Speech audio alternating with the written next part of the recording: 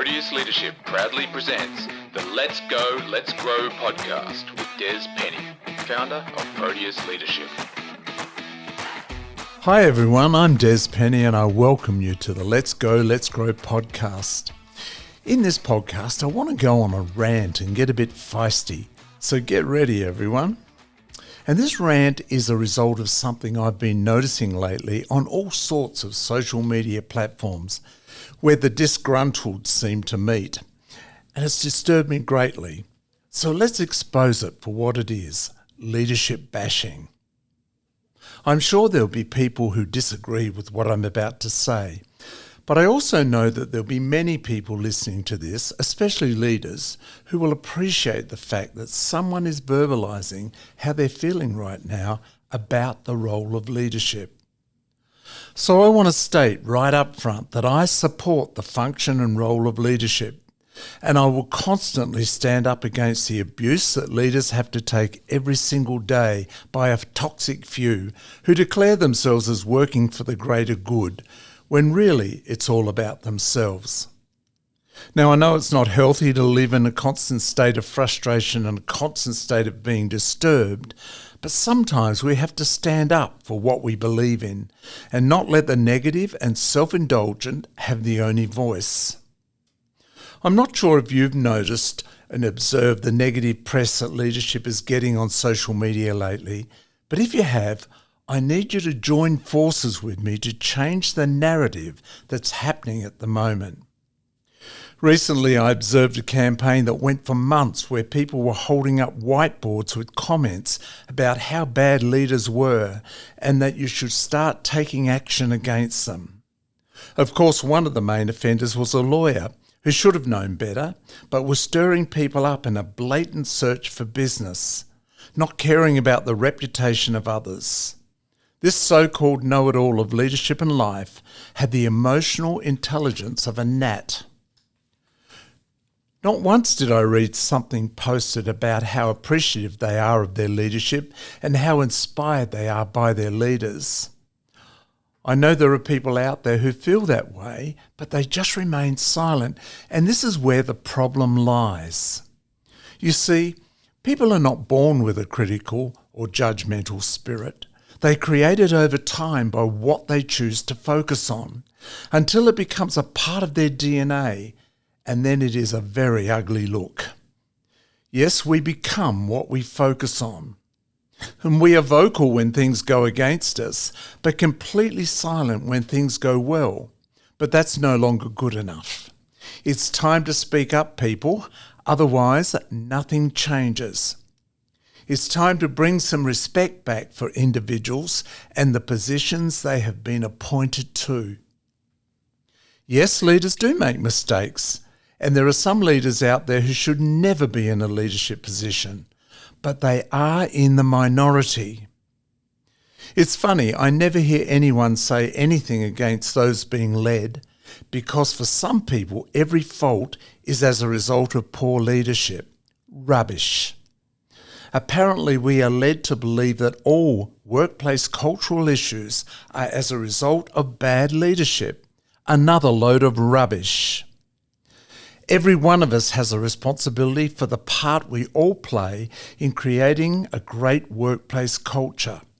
To blame a single person or a single group of people is just a diversion from our own lack of acceptance of our personal responsibility. Until we're prepared to accept our part in the process, then we forfeit our right to judge and complain about others. Having been in leadership development now for 45 years, I've been thrust in the middle of many toxic groups that are just impossible to lead or motivate. They operate on the principle that any decision made that they do not agree with, or might mean some form of change for them, means that they have a bad leader. Or sometimes they do, but most times they don't.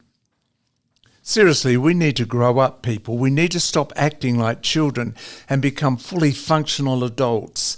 Otherwise, nothing will change.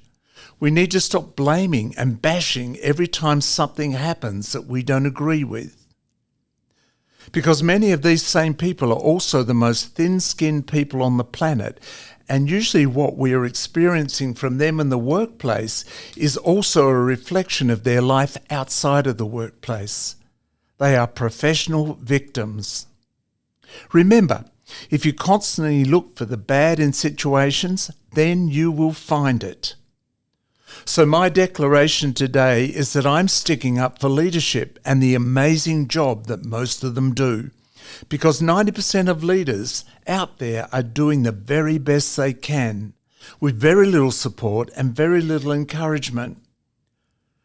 So how about we help them rather than constantly criticize them?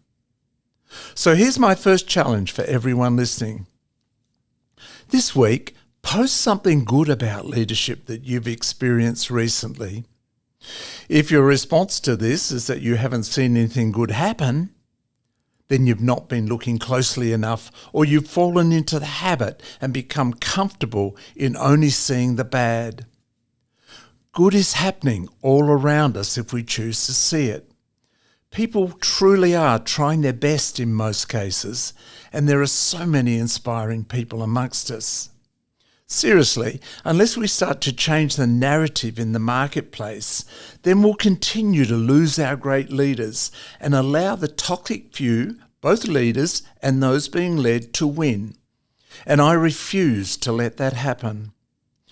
So, criticise me if you want, because I know my motives and intent for bringing this up, and I take responsibility for what I say and do.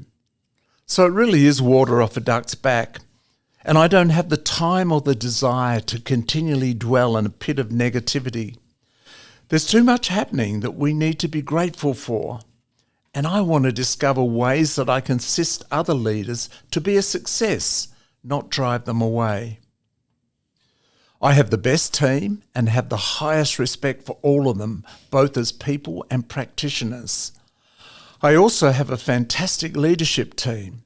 That doesn't mean we don't have disagreements, but we address them in a respectful way and deal with them and then move on together. I also have to say that I work in a pretty healthy workplace where our culture is productive, professional and fun. And we've worked hard on that. But guess what? Sometimes shit happens and we deal with it. Sometimes someone will come into our team who believes they are bigger and better than the team. So the process goes as follows. You have several crucial conversations with them, and eventually you discover that they're there just for them, or they don't fit, and with much pain you remove them from the team. Unfortunately, in most cases, they have absolutely no insight into their own behaviour and how it affects the whole team. But guess what? Apparently you are now the total cause of their demise and will have to suffer the consequences of any action they take after the event. But be encouraged, because it won't be long before you are no longer the enemy, because they've moved on and are now creating the same situation in their new role, so take it on the chin. If someone comes into your team who is all about themselves and sours the culture, then get rid of them. It's not wrong to remove them. In fact, it is good leadership. Sure, they'll criticise you and your business after the fact, but let me tell you, short-term pain is far better than the pain caused by the damage they inflict if you ignore their behaviour and let them stay. But then you must also evaluate your own behaviour. Learn from the experience and make your own appropriate changes. But always remember, leaders need to lead, and we are responsible for the whole team, not just the noisy, self-indulgent few. Your role is to lead and care for 100% of your team, not just 20%. And when you act on behalf of the whole group and not just the noisy, complaining minority, you are a good leader. Remember that. So it's no wonder that leaders are leaving companies and their roles in droves, and leadership vacancies are just not being taken up at the moment. Many potential leaders are saying, why would I bother? Why would I want that stress and constant judgment in my life? The paradox is that without great leadership, the stress on everyone's life is increased and the negative situations are exacerbated. So here's some advice for leaders. Don't go into leadership for title or money, because if you do, you will constantly be frustrated. Instead, go into leadership to promote hope into the lives of the people you lead. But to do that, you must first be able to demonstrate hope and positivity within your own life. But to foster and promote hope into lives and situations is our number one responsibility as leaders. I know that there'll be tough times and tough situations and tough people, but I also know that after 45 plus years in leadership, that what we do is good and has the ability to change lives and situations forever. So don't stop now. We need you more than ever. I don't read the Bible much, but there's a scripture that my father shared with me as a young man, and I've always tried to live by. And it's this: to whom much is given, much is expected. This means that you have added responsibilities to the people you lead and the environment you lead in. It's no longer just about you. More will be expected of you when you move into a leadership role, so wear it with pride, continue to grow, and continue to look for the good in people. If you don't want to accept the challenge of leadership, then you will never experience the privilege. So get out and let someone else who can accept that challenge do the job. So if you are being criticised or slandered, you have two choices. Let it continue to cause damage and destroy your personal and professional culture, or take the higher ground and call it out, understanding that the short-term pain is worth the long-term gain. And here's some advice for organisations. If you want great leaders in your organisation, then invest in their development and support them. Leadership skills are learned skills, so we must give them the opportunity to learn.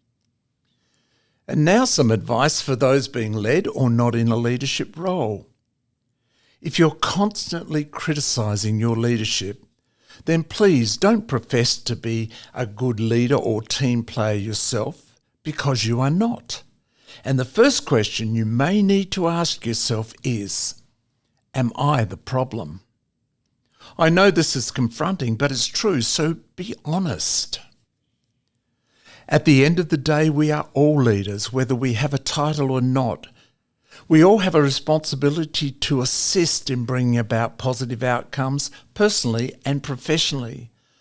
So it's time we started supporting our appointed leadership, understanding that they are far from perfect, as are you and I. And they will say and do things that you do not agree with. That's life. Sure, challenge it, but make sure you challenge the issue, not destroy the reputation of the person.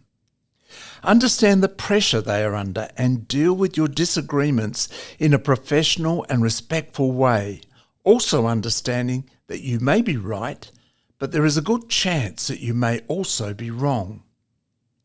This is when that destructive emotion called pride takes over, and that never results in a good outcome. But really, it doesn't matter who is wrong or right. Respect from both parties is what is required, and we don't have that, then we will never learn to resolve our issues and to bring about better results. Disrespect, when displayed openly, is a very ugly look. So I would say again to those people who are constantly and publicly criticising their leadership, remember, we become what we constantly focus on. So in conclusion, have you asked your leader lately if they're okay? Have you asked how you can help them? Have you ever thanked them or told them they're doing a good job, especially when you see them struggling? Have you ever asked why they do certain things and how they make certain decisions? You see, it's so easy to criticise and be a sniper and take cheap shots at those who are trying their best to lead in difficult circumstances. but maybe it's you that needs to change, not them. So if you have a genuine concern and you are prepared to be a part of the solution, let's talk. But if you are just a constant negative whinger, then go away and tell someone who cares. I support leaders and leadership, and I always will. But to do so sometimes means being bold enough to stand up for what you believe in and calling out unprofessional behaviour. So leaders, let's continue to see the privilege in what we do and to foster hope in ourselves and others.